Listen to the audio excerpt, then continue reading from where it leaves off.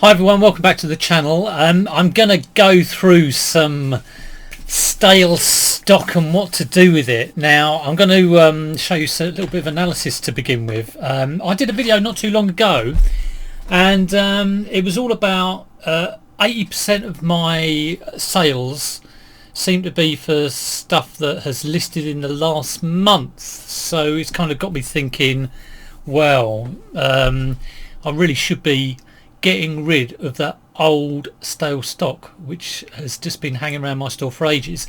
Now I do try and do this, obviously nobody likes stuff sticking around, but I've only ever pushed it up to a kind of maximum of 20%, and then I've basically adjusted the price. So I've got a whole new format about how to do it. I've been reorganizing the shop. But let me show you my list of active items and share the screen and show you what I'm up to. So here we are, we're delving into the shop, and one of the most important things I do is in the custom label I put the date it was listed, the date it was originally listed.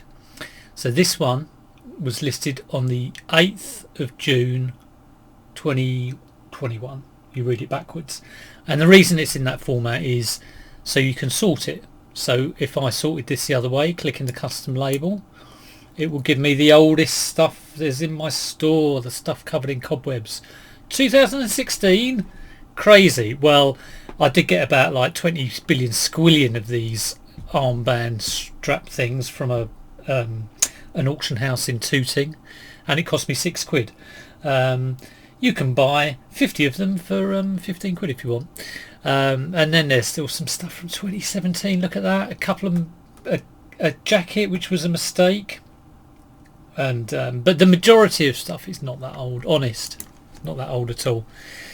So yeah, looking at really wanting to clear this stuff, what I've done is reorganise my shop into basically stuff that's new in, and that encompasses stuff that's been listed this month and the previous 3 months. So we're on the 8th of June at the moment, so it would be, you know, anything up to today in June, May, April, March, and I class that as new in. They're all in my. So let's have a look at an example. This is a printer cartridge that would be in media, but in new in a subcategory in the shop. Stuff that's listed in the 3 months prior to that would be in media or electronics, but in promotion 1. And promotion 1, what happens to it is every month it will go on a 10% sale, and then the 3 months prior to that is promotion 2. Now let me flip to a spreadsheet. We love our spreadsheets. Here we are. So this sort of shows you what's going on. So it's the current month we're in, and the previous 3 months is new in stuff. Now here's the number of items I've got in each category. I'm clicking on the wrong screen here. So I've got a total of 607 items. Okay, now the number of items that's gone on in the last 3 months and the current month is 239, but I've got all this old stuff covered in cobwebs and I want to shift it. I want to get rid of this stuff. So stuff from just over 3 months ago will go on a 10% sale. 3 months prior to that will go on a 20% sale, and etc. all the way up to 50% sales. Now I've never done 50% sales before. I've only ever gone to a maximum of 20%. But my thinking is, when I put stuff on eBay, normally as a bare minimum for stuff like clothes, I'm putting it on at 4 times what I paid for it. It can be like 50, 100 times what I paid for it. So if I end up cutting the price in 2, really at a bare minimum I'm still doubling my price. On something that I've put on for 50 times as much, I'll only be getting 25 times as much. There will be the odd bit I lose on, but it's all about clearing it. I think I've come to learn that maybe I'm holding out for high prices too much. I certainly do look at other people's stores, other people I know around boot sales, and they have higher turnover, slightly less ROI.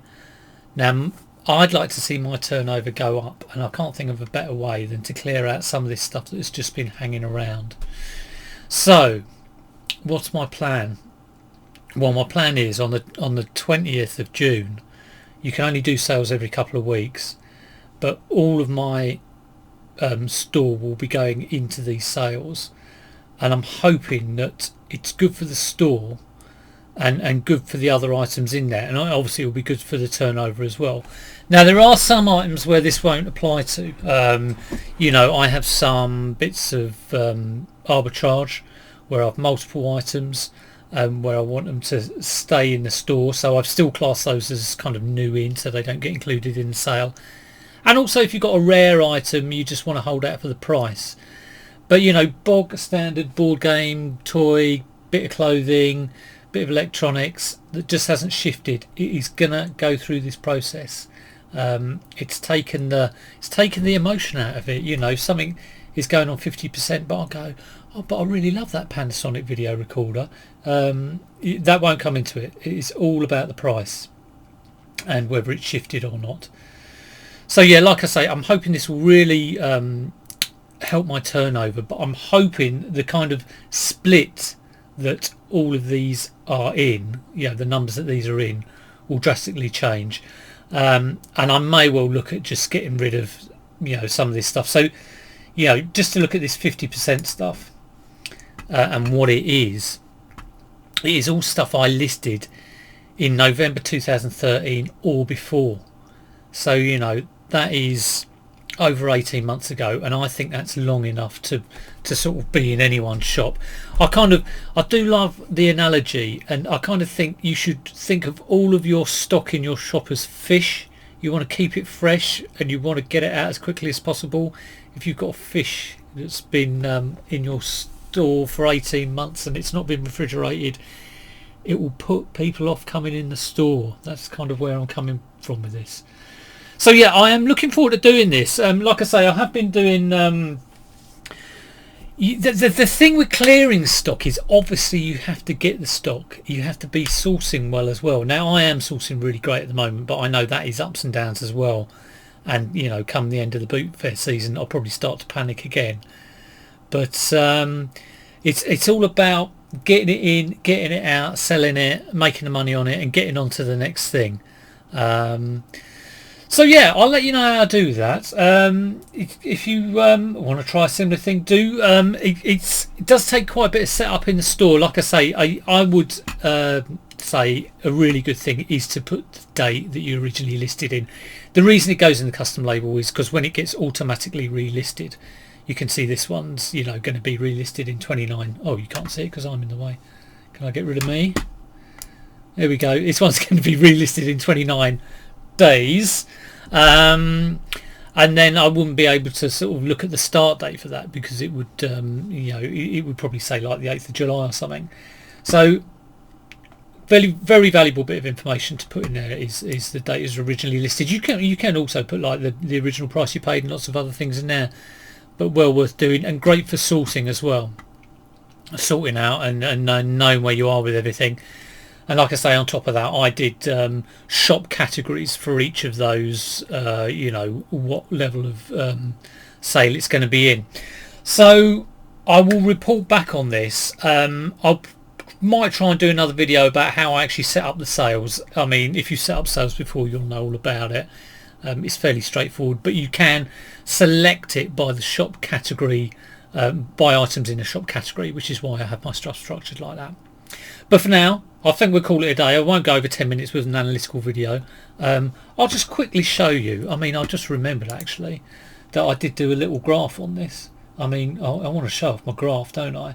So here we are. Look, you can actually see it. This is the stuff that has been, we've only just started June, but stuff's going on, stuff is selling, stuff's going on that's sold. Now this is the dregs. This is the dregs at the bottom of the bucket.